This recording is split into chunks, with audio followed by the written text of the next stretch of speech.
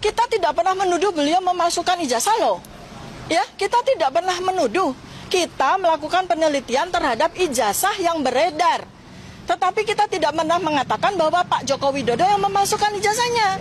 Berarti ada pihak X ya yang beredar di luar sana yang belum muncul, yang merupakan pelaku dari pemalsu ijazah itu.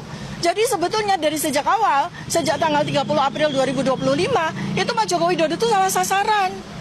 Kami melakukan penelitian terhadap dokumen, bukan melakukan tuduhan terhadap Pak Joko Widodo. Iya, dan itu adalah domain publik yang kami lakukan penelitian. Jadi ini dari awal sebetulnya saya berharap seperti Pak Al-Katiri tadi sampaikan, bahwa kejaksaan harus profesional dan mudah-mudahan menggunakan kecerdasan yang maksimal begitu ya, yang bisa kita bantu agar bisa melihat ujung pangkal dari peristiwa ini.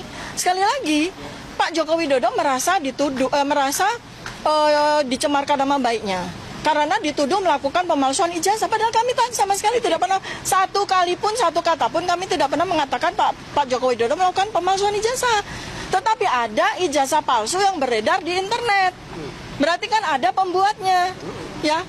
Nah kami yakin ya, bukan kami yakin ya, kami secara saintifik tidak boleh mengatakan kami yakin ya, tetapi kita perlu menduga bahwa sebetulnya Pak Joko Widodo jangan-jangan tidak tahu menahu juga tuh tentang pemalsuan. Nah ini kan sebuah hal yang harus kita bongkar bersama-sama ya, rakyat Indonesia semuanya ya, gitu ya. Jadi sekali lagi kedatangan beliau berdua, Pak Egy Sujana dan Pak Bang Damai Harilubis, saya harapkan itu menjadi sesuatu yang menenangkan hati Pak Joko Widodo. Ya, itu. Tapi Pak sendiri akan sana juga nggak? Loh, saya di sosmed udah berkali-kali sampaikan keprihatinan saya sebagai dokter yang menekuni bidang imunologi. Ini mastering saya bidang imunologi. Dari sejak awal, begitu melihat beliau liburan di Bali, padahal untuk penderita autoimun itu sangat dilarang untuk berjemur kena matahari. Maka saya bilang di sosmed, bahkan saya berkali-kali sudah sampaikan, kalau memang Pak Joko Widodo berkenan, ingin dibantu treatmentnya oleh Dokter Tifa dengan senang hati, saya akan membantu pemulihan beliau dengan senang hati, wallahi ikhlas ya. Bahkan karena tidak ada juga tidak ada juga tanggapan ya, respon yang positif dari keluarga ataupun dari orang-orang dekatnya Pak Joko Widodo maupun termul ya. Saya kemarin sudah buat daftar ya, seminggu yang lalu saya sudah buat daftar pusat-pusat autoimun terkemuka di dunia. Silahkan Pak Joko Widodo bisa memilih. Yang di Amerika saya sudah berikan alamatnya, yang di Jerman saya sudah berikan alamatnya, bahkan yang di Israel juga saya berikan alamatnya. Silakan. Kalau memang tidak mau dibantu sama Dokter Tifa nggak ada masalah. Mudah-mudahan beliau cepat sembuh. Ya. Amin. Oke, ini penutup ya. Jadi kalau kita lihat ya, dari semua rangkaian peristiwa ini, kita lihat penyidik Polda Metro Jaya tidak bekerja profesional.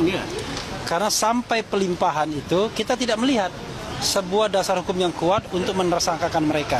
Dan bahkan kelihatan keraguan mereka setelah dilimpahkan baru diperiksa lagi saksi dan ahli. Jadi mereka sudah limpahkan, tapi nanti tanggal 20 Januari ada kesempatan untuk pemeriksaan saksi dan ahli. Karena itulah ya, kalau memang tidak kuat ya kenapa tidak dihentikan aja kasus ini. Kasus ini dihentikan maksudnya penersangkaan. Tapi pengungkapan bahwa ijazah itu asli atau tidak, harusnya itu dibuat terang kepada masyarakat Indonesia melalui citizen lawsuit di Solo itu. Atau barangkali ada gugatan pengadilan tata usaha negara dan lain sebagainya. Tetapi mempidanakan orang dengan dasar-dasar tidak jelas itu namanya zalim. Wabillahi taufiq wal hidayah. Wassalamualaikum warahmatullahi wabarakatuh.